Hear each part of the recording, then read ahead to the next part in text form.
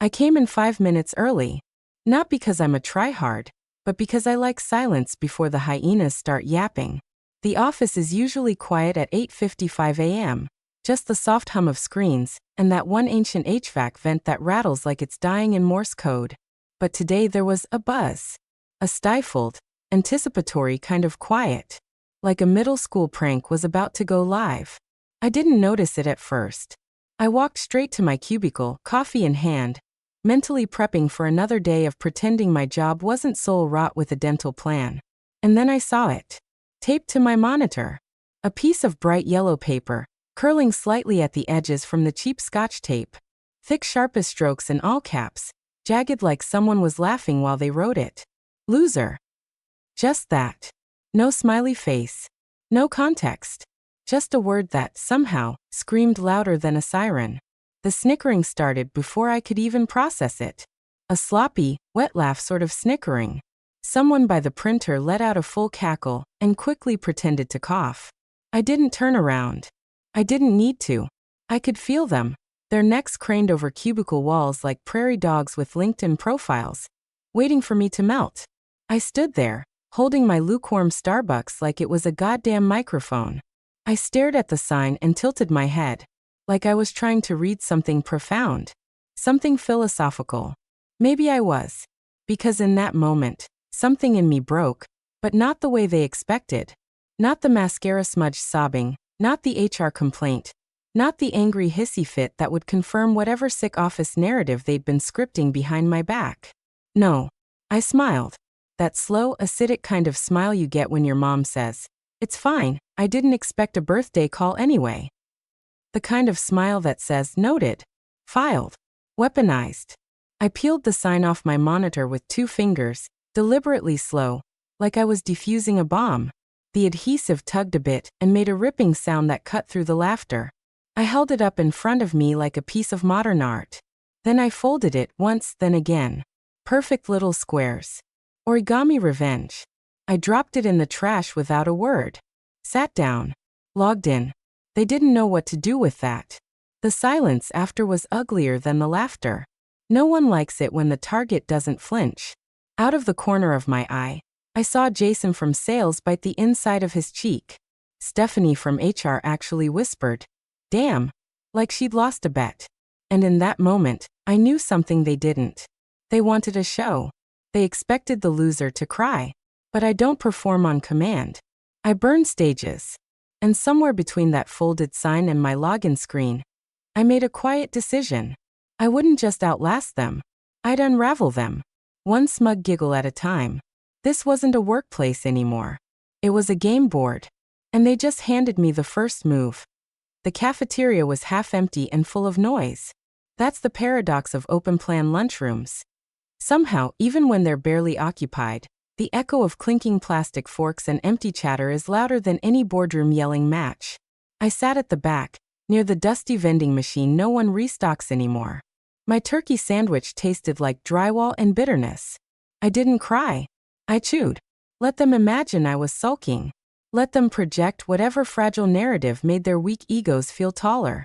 The truth was quieter, heavier. I was remembering. Not just the sign this morning, but the pattern. The mosaic of quiet humiliations that had become the wallpaper of my tenure here. Like that time last quarter when Greg took full credit in the team meeting for the dashboard I built from scratch, down to the color palette. Or when marketing forgot to include me on the product launch email chain, then blamed me for not catching the typo in the ad copy that cost us a client. Or Stephanie with her signature smirk whispering she's harmless, like I was a chipped coffee mug, ugly but usable. I'd spent years being the quiet one. The reliable one. The safe one. The one who'd fix it after hours without being asked, who never demanded a seat at the table because I built the table and let them pretend they brought it from Pottery Barn. And I watched. I watched every promotion pass over me like I was invisible. Every praise routed to louder mouths. Every solution I whispered in meetings regurgitated by someone else 10 minutes later, suddenly brilliant when packaged in a deeper voice. This morning's sign wasn't the beginning. It was the punctuation mark at the end of a long, snide sentence. My fork scraped against the cheap plastic tray. HR? No. I wasn't walking into that trap. HR would blink at me with false sympathy and promise a sternly worded email. Maybe they'd suggest a team-building exercise or worse, a diversity seminar hosted by the same guys who laughed when I walked in this morning. I'd be recast as emotional for being insulted, and they'd all find a way to make me the problem. No, I wasn't going to HR. I was going above. There are always people watching. Not the loud ones, not the insecure men with oversized job titles, but the real eyes. The owners, the investors, the silent stakeholders whose names you only see in fine print on quarterly reports. They didn't know my name yet. But they would. Because while the office giggled over Sharpa signs and cafeteria gossip, I had receipts. I had code commits with timestamps. I had Slack exports. I had buried warnings I'd sent about the server vulnerabilities they ignored. I had the email from our biggest client thanking me by name for saving the backend deployment when their own team fumbled it.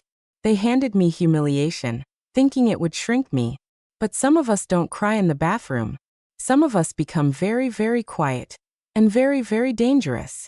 I crumpled my napkin like it was a throat I wasn't allowed to grab. Then I stood up. Let them laugh a little longer. They were about to learn that the quiet one wasn't quiet because she was weak. She was quiet because noise is a poor substitute for power. And I was done whispering. Her fingers hovered over the keyboard like they were suspended in a freeze frame. Every tendon tight, every knuckle white. The screen glared back at her, cursor blinking like a metronome for judgment.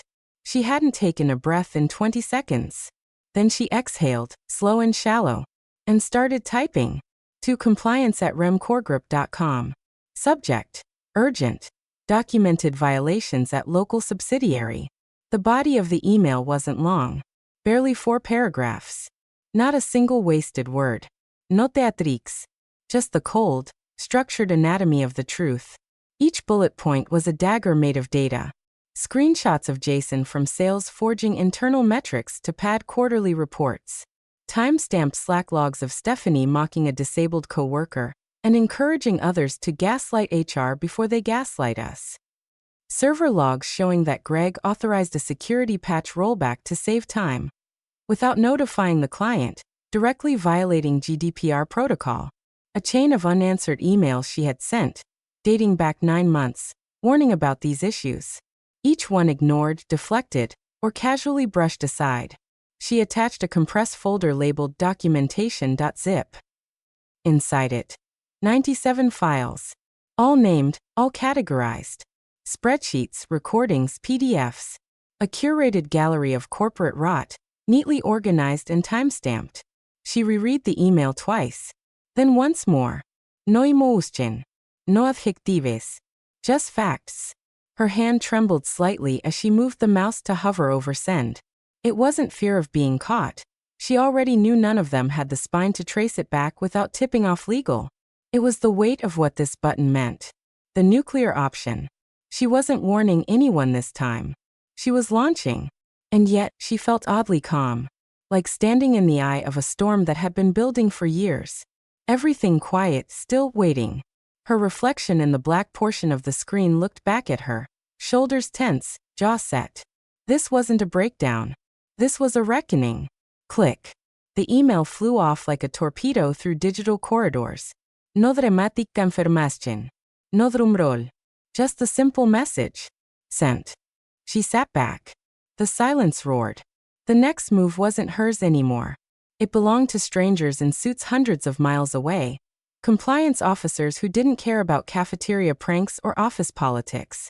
Only liability. Only risk. Would they act fast enough? Would they flag it? Would they even believe her? She didn't know. But she knew this. When fire hits dry rot, it doesn't ask permission. It burns. And her email wasn't a cry for help. It was a lit match dropped into a room full of kerosene. Now she waited to see who would smell the smoke first. That IT started with a calendar invite. No subject line. No agenda. Just 15 minutes with an unfamiliar name, Irene M. Corp Compliance Oversight. The meeting was marked private, dropped quietly onto the regional director's schedule at 6:42 a.m. By 8:17 it had been forwarded, once, twice, then 5 times in quick succession, trickling downward like blood and water. By noon, The whispers had metastasized.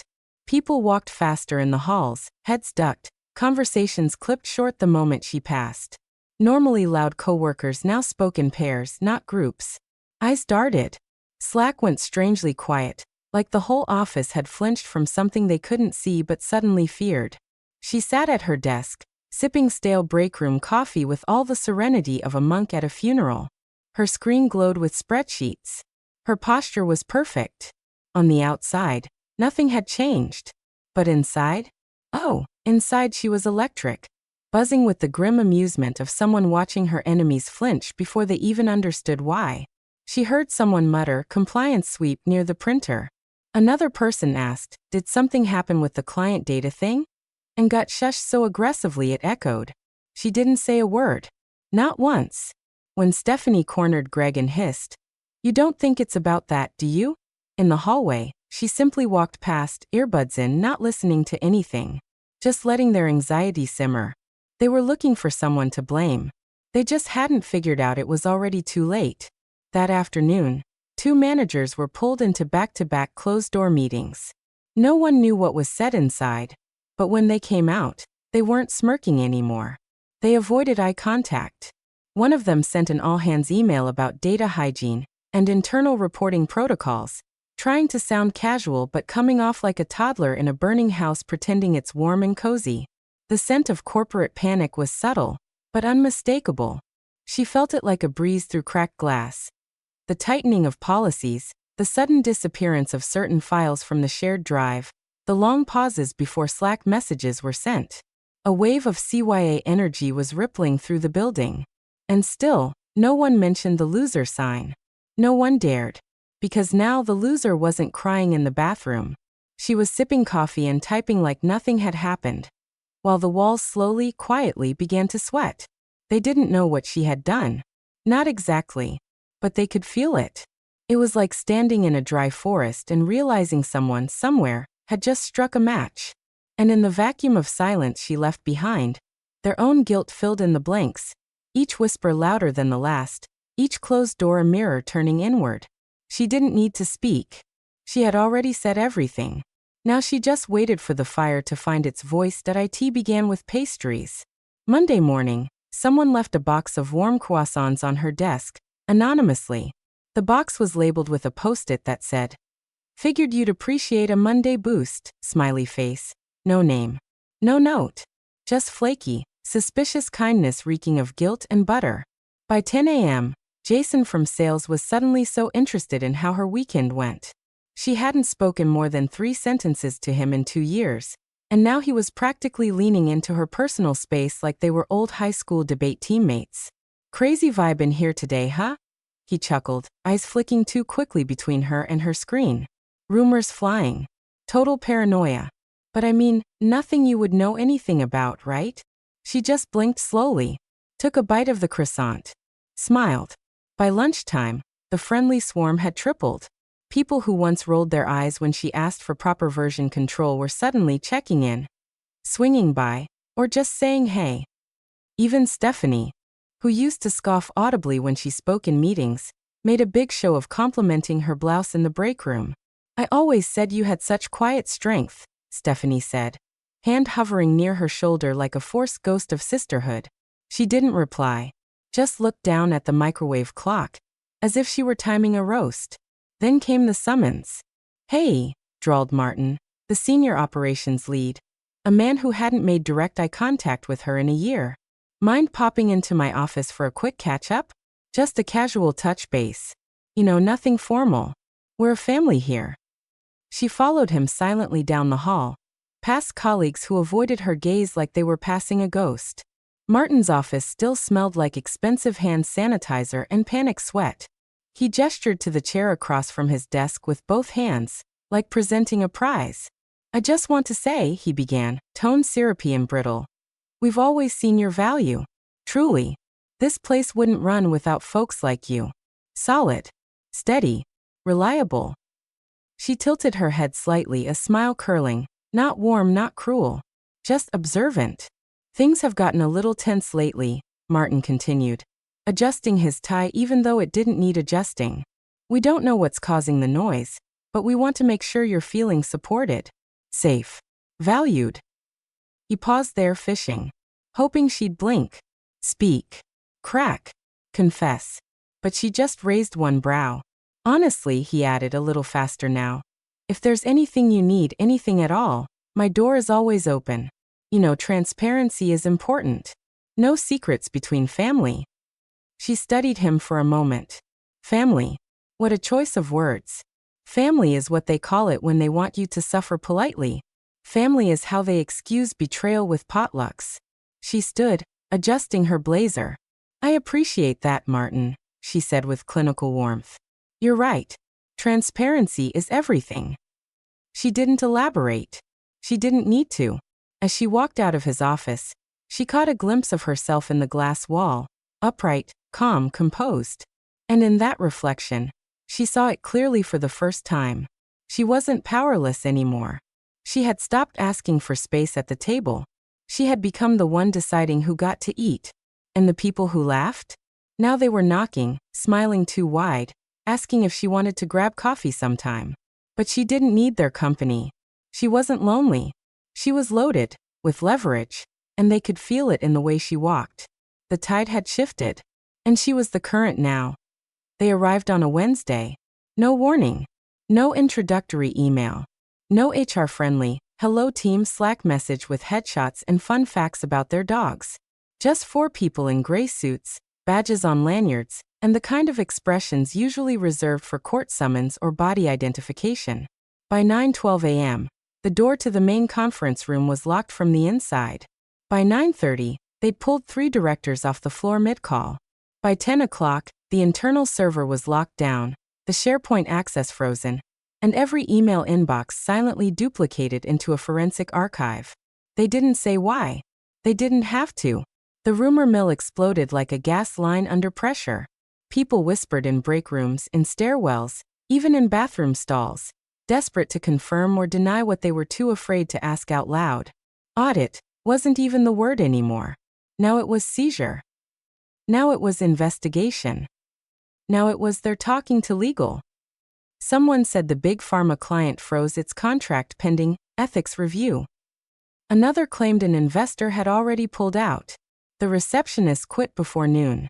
2 engineers on the data team disappeared into a meeting and didn't come back for hours.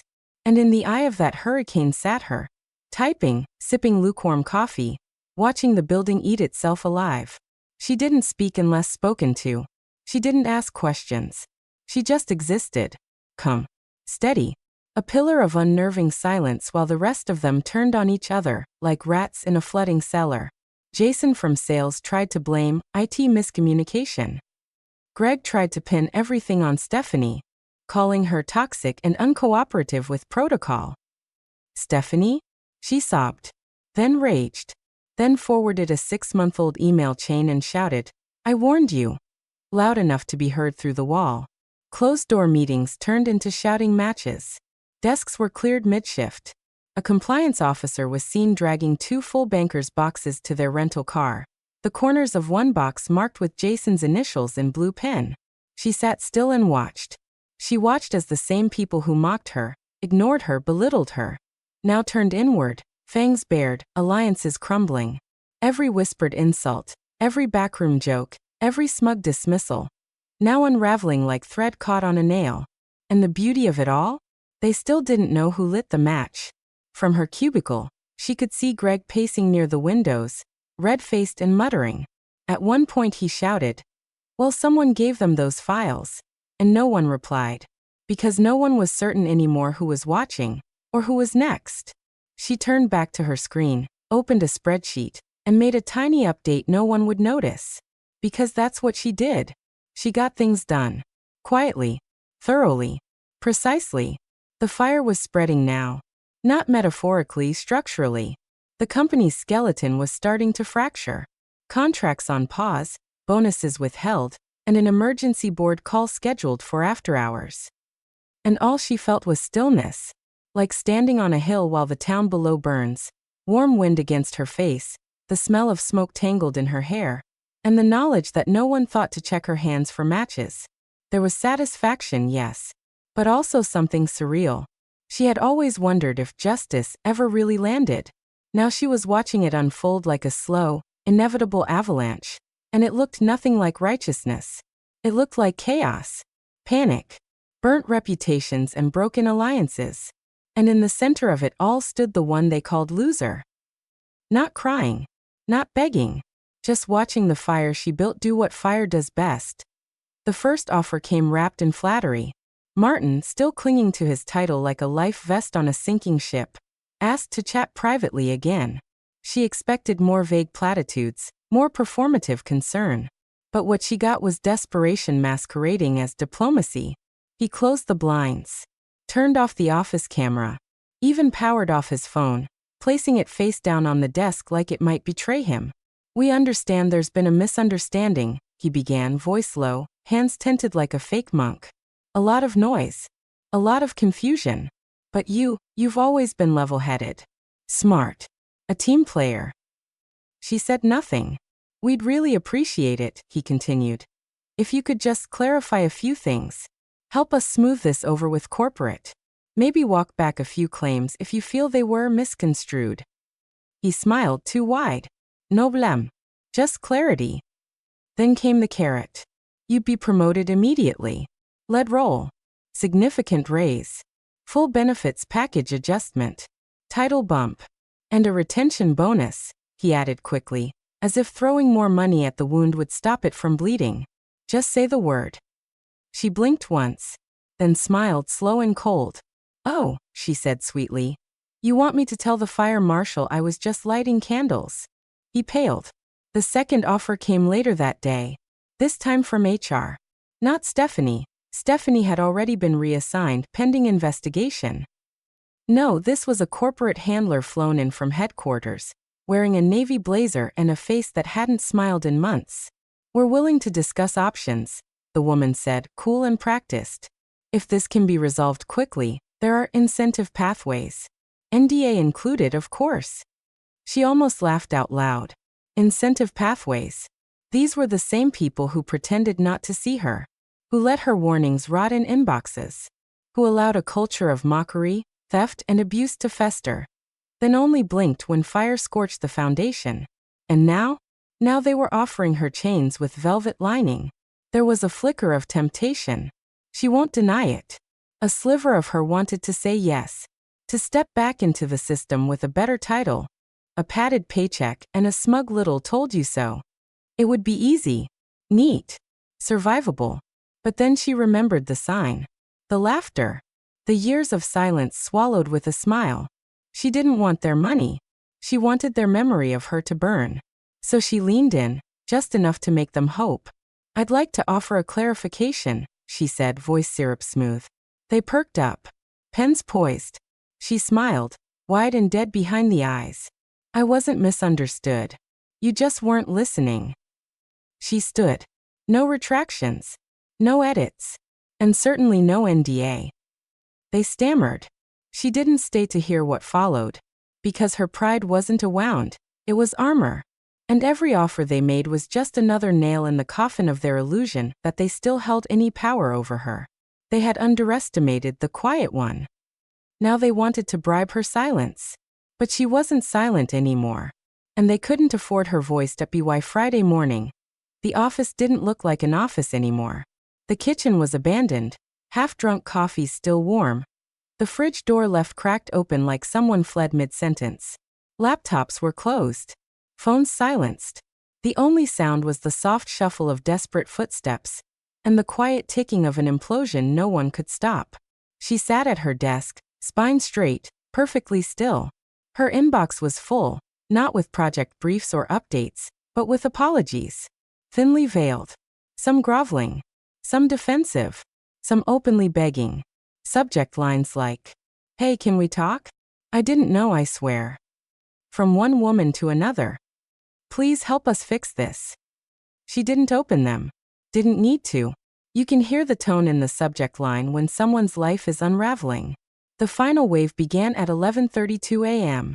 Jason, the same man who used to snort when she spoke, stood in front of her desk like a child waiting outside the principal's office. Eyes red. Shoulders caved in. No sales pitch in sight. I didn't mean it, he stammered. We were just messing around. You know how it is. She didn't look up. I have 2 kids, he added. If this gets worse, I could lose everything. Then his voice cracked. We could all lose our jobs. That did it. She looked at him, really looked. Saw the sheen of panic on his forehead. The sweat breaking through his expensive cologne. The fragile shell of a man who once chuckled when she got cut off in meetings. She let the silence hang. Let it ache. Then, with a voice that didn't tremble, didn't rise, didn't falter, she said, You should have thought of that before the sign. Jason recoiled like she slapped him. But she hadn't lifted a hand. She didn't need to. Word spread quickly, she said it. The sentence. The one they all knew was coming. After that, it was a parade. Stephanie showed up next, makeup smudged, trying to conjure sisterhood from dust. They're tearing everything apart. If we just go to them together, maybe. Blocked. The project lead she once warned about a data breach, the one who told her, It's fine, don't be so uptight, sent her a Slack DM. We never meant for things to get like this. I didn't know they'd dig up so much. Blocked. Martin, the same exec who offered her hush money in a wool suit, texted her cell directly. We're on the same side now. Let's talk. Blocked. She watched them spiral, each one reaching out with fingers bloodied by the very wreckage they created. They thought apologies were currency, that tears were retroactive shields. But this wasn't a redemption arc. This was Judgment Day. She clicked through each message, each pathetic peace offering, not to respond, but to acknowledge receipt. Then she did the only thing that mattered now. Block. Block. Block. Block. She wasn't a participant in their collapse anymore. She was the perimeter. And if there was any sadness left in her, it wasn't for them. It was for the version of herself who once tried so hard to be part of something that was never meant to protect her. Empowerment, it turns out, doesn't always feel like triumph. Sometimes it's cold, bitter, hollow-edged, but it is power. And now at last she had it. Not because they gave it to her, because they lost it. The moment they laughed, she printed her resignation on company letterhead. No dramatic fonts, no manifesto. Just 2 sentences. Effective immediately, I resign from my position. No further communication is necessary. No thank you, no farewell. Just facts. She left the letter on Martin's empty desk. He hadn't shown up in 2 days. HR was a ghost town. Half the leadership team was either suspended, reassigned, or under official review. The break room fridge had started leaking. Someone had ripped the team goals poster off the wall. The potted plant by the elevator had wilted and given up, as if even the flora knew it was over. No one tried to stop her. Not anymore. No fake smiles. No last-minute offers. The people who once mocked her now couldn't even meet her eyes. She shut down her laptop for the last time, removed the sticky note with her password, she'd never needed it anyway, and tucked her few belongings into a small black tote. No cardboard box. No scene. She wasn't giving them that. She walked past the rows of cubicles, some abandoned mid-task, some eerily still occupied by people pretending not to be afraid. Phones rang with no one picking up. A notification pinged loudly in the silence. Urgent. Investigative subpoena. Immediate response required. She didn't turn back. Outside, the air was cool. The sky was overcast, but not gray enough to ruin the moment. She walked 3 blocks to her favorite coffee shop, ordered a dark roast with oat milk, no sugar, and sat by the window facing the building that once tried to swallow her whole. She pulled out her phone, opened her work email one last time. Over 340 unread messages, each one more frantic than the last. She scrolled slowly. Martin, let's talk. Please. Stephanie. It's getting worse. They're blaming me for everything. Jason. I'm sorry. I didn't know they'd dig up my old numbers. Corporate HR. Official notice of data preservation request. She tapped select all. Delete. The inbox emptied like a vanishing act. She took a long sip of coffee, warm and steady in her hands. Then she closed her laptop, slipped it into her bag, and leaned back in her chair. Through the cafe window, she watched the office, her old battleground, implode in slow motion. Not with fire or screaming, but with resignation. With the weight of every lie, every slight, every unethical shortcut finally exposed to daylight. And no one saw her sitting there. She didn't need to be seen anymore. She'd done what needed doing. Not with a bang, but with precision. With silence. With a grace so cold it burned. And as she stirred the last swirl of oat milk into her cup, she let the final thought land, soft but sharp. They called me a loser. Funny how losers get the last word. She didn't just win. She annihilated. And salted the earth behind her.